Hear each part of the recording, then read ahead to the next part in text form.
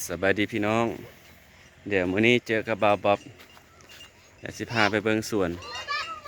อยู่ตามทงไร่ทงนาสวนของประชาชนเดี๋ยวไปเบิ่งติดตามกันเลยเนาะอันนี้คือทางที่ไปสวด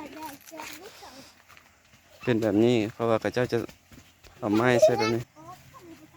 อันนี้คือทางมันเป็นแบบนี้พระเจ้าจะตัดไม้ใส่มันจะน้ำซืดออกมาเดี๋ยวข้ามน้ำไป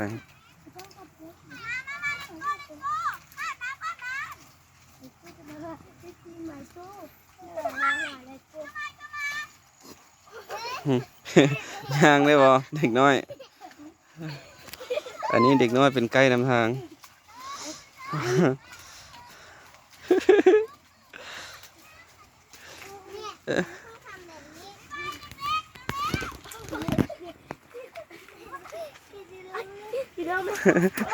ปลดเกิบแม่พากันปลดเกิบปลดเกิบย่างสบายปีเตอร์ปลดเกิบปลดเกิบปลดเกิบปีเตอร์ปลดเกิบไปล่างอยู่ลุมเอาปาดข่อยหน่อย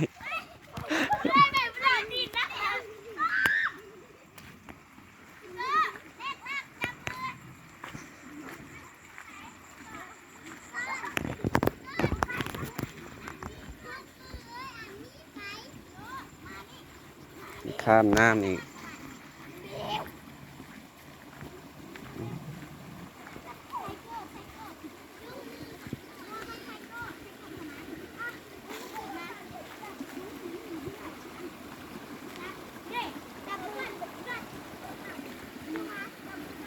อันนี้เป็นน้ำอย่างนี้ฮะ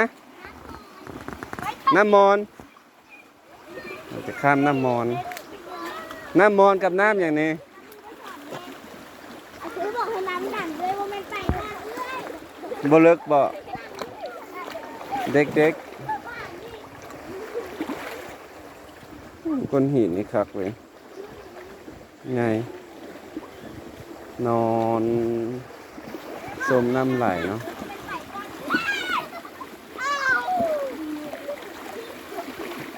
ข้ามได้บ่เด็กๆระวังล้มระวังล้ม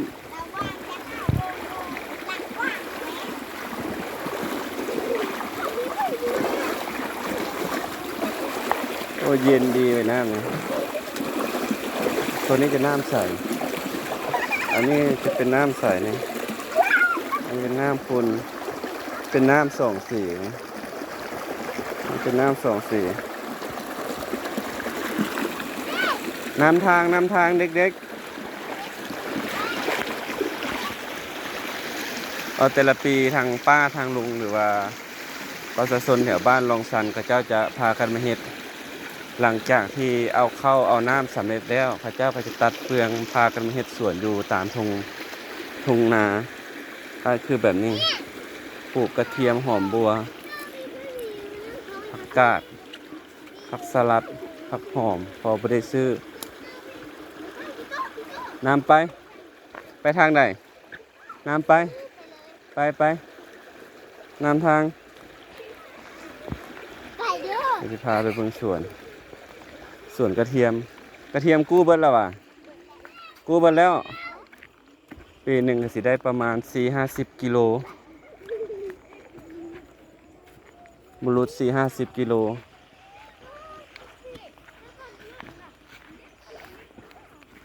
อันนี้จะเป็นหอยก็จะขุดปูนี่หอยขุดกระปูนตัวนี้นี่หอยขุดกระปูเบิดนี่แมนบอไปนำทางเนี่ยไปทางคุณนะสีแดง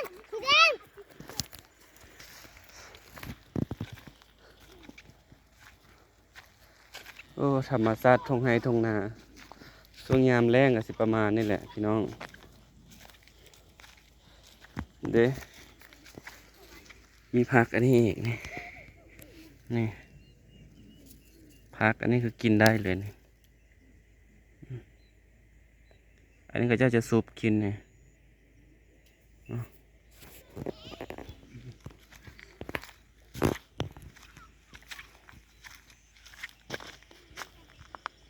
ตะเวนกำลังตกดินเนี่ยตะเวนสีแดงช่วงยามแรงอันนี้อยู่ที่เชียงขวางเด้อเมืองคูนอากาศก็จะเย็นสบาย แต่ตอนสวยแดดฮ้อนเนี่ยก็จะอยากฮ้อนแน่จักหน่อยช่วงยามนี้แต่ตอนคืนจะอากาศจะแห้งเย็นบริสุทธิ์ดีบ่จำเป็นต้องเปิดแอร์หรือว่าเปิดพัดลมก็ได้แต่ถ้าอยู่นครหลวงมันเป็นฮ้อนอีหลีบ่เปิดแอร์มันอยู่บ่ได้นะกับบรรยากาศตอนเช้ายังมีหมอกแล้ว อากาศเย็นหลายช่วงตอนเช้ายังต้องได้ใส่เสื้อแขนยาวอยู่เบิ่งมืออื่นตอนเช้าสิพาไปเก็บบรรยากาศที่สวนทางด้านบ้านทางด้านเทิงมันจะมีน้ำหมอกหลายน้ำหมอกยังตกอยู่ปานฝนตกเลยเพราะว่าหญ้าหรือว่าหน้าดินจะซุ่ม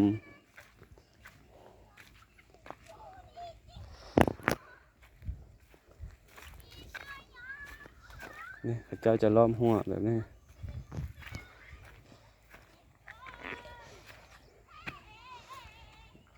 แบบนี้เลยส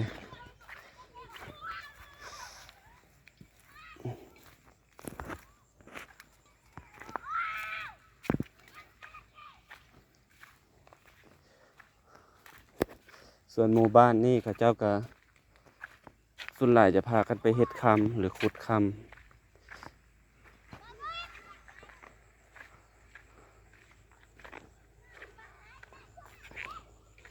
เป็นจำนวนหลาย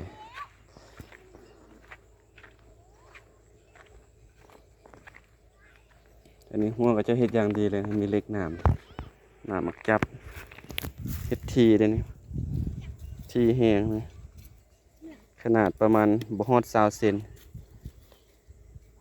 บ่ฮอด20 เซนบางอันก็20 เซนกลัวเพื่อบ่ให้หัวมันเข้าได้งัวคันมันหัวมันสอดเข้าได้เนี่ยมันจะตำเข้าเลย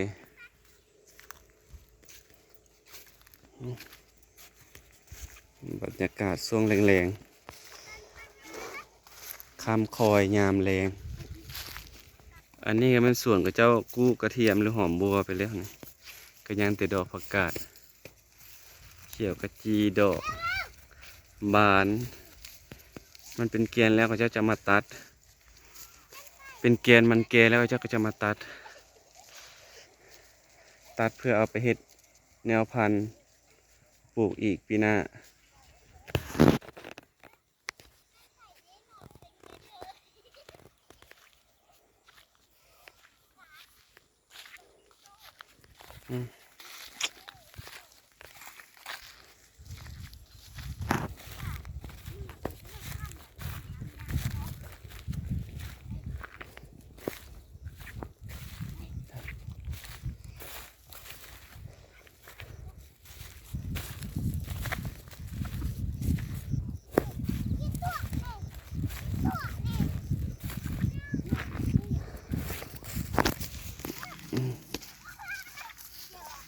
เด็กน้อยนำทางมาเนี่ย ไปเดินหาเขาบอกเขาว่าจ้างคำอยู่นะ แม่นหยัง จ้างคำอยู่นะ ติเตอร์ย่านคำย่านคำก่อน หล นี่ งได้ไปดิ สิลงยิงใด เอาเด้ย่านหลงทาง หลงได้ เออ นั่นก็หลง ว่า นั่นก็เกือบหลง ย่านหลงทาง นั่นเกือบหลง โอ้เด็กน้อยย่านหลงทาง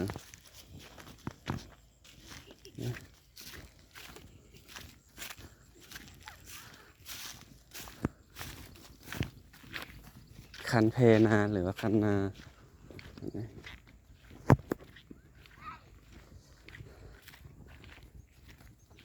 อย่าตกคันนาเด้อ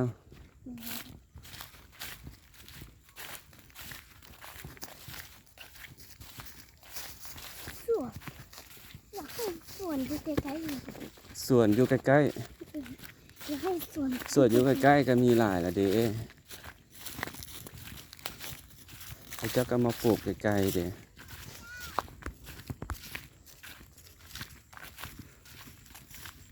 ดูพอมาไปนั่นแหละ อืม เขาต้องเปลี่ยนพอมาตรงนั้นเขาต้องเปลี่ยนเขาต้องเลี้ยว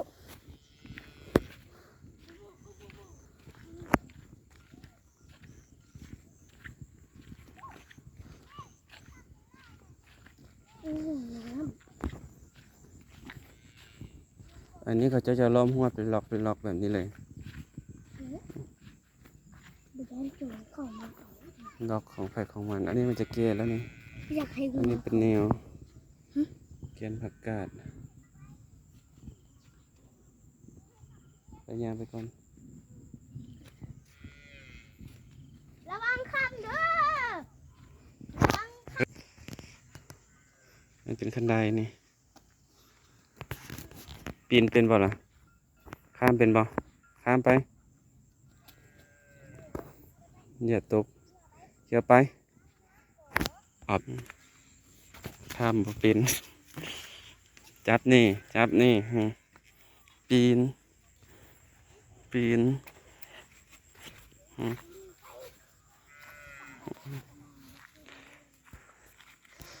มันดอกบละหอม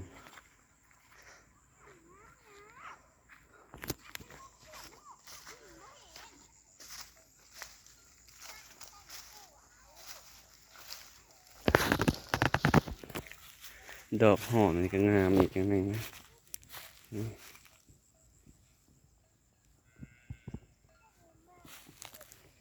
นี่กระเบื้อตอมเกสรดอกหอมป้อมนะดอกหอมป้อม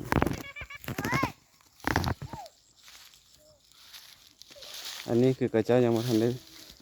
ได้ลบนี่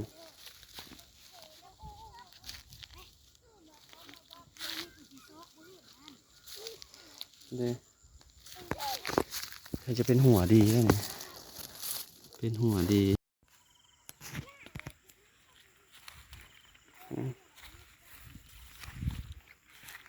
อันนี้กระเทียมนี่พอดีกู้ก็จะกู้แล้วก็เจ้าจะไปตากแดดอีกตากแดดแล้วก็เจ้าก็จะตัดเห็ดเป็นมัด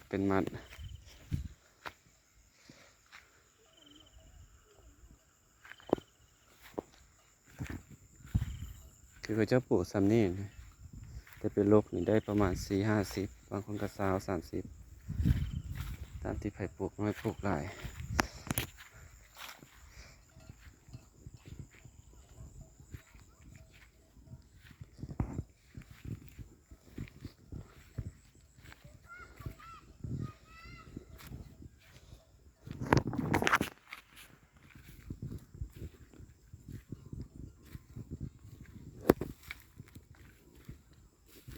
อันนี้ก็จะกู้หมดแล้วนี่กระเทียมแล้วก็หอมบัว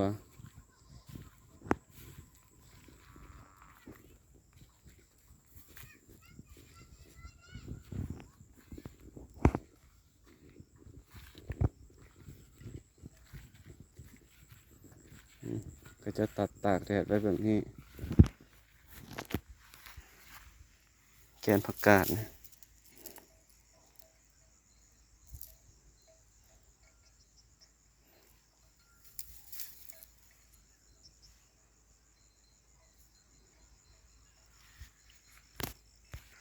บรรยากาศแรงๆสิประมาณ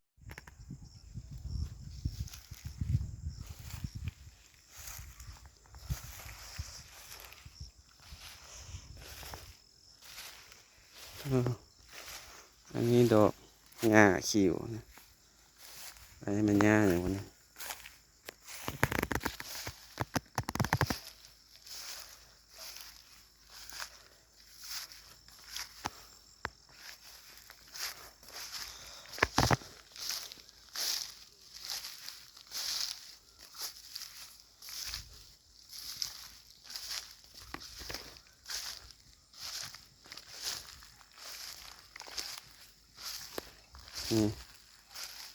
ดอกอันนี้ไผ่ห้องวันเป็นดอกอย่างนี้ แม่นดอกอันนั้นบ่แม่นดอกหยังสลัดเอาหรือว่าแม่นอีหยังงามเลยนะ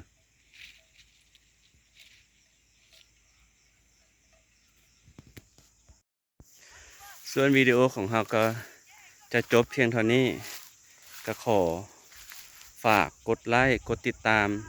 พ่อแม่พี่น้องทุกคนในเด้อขอบใจที่รับชมเบิดทุกคู่ทุกคนขอบใจหลายๆเจ้า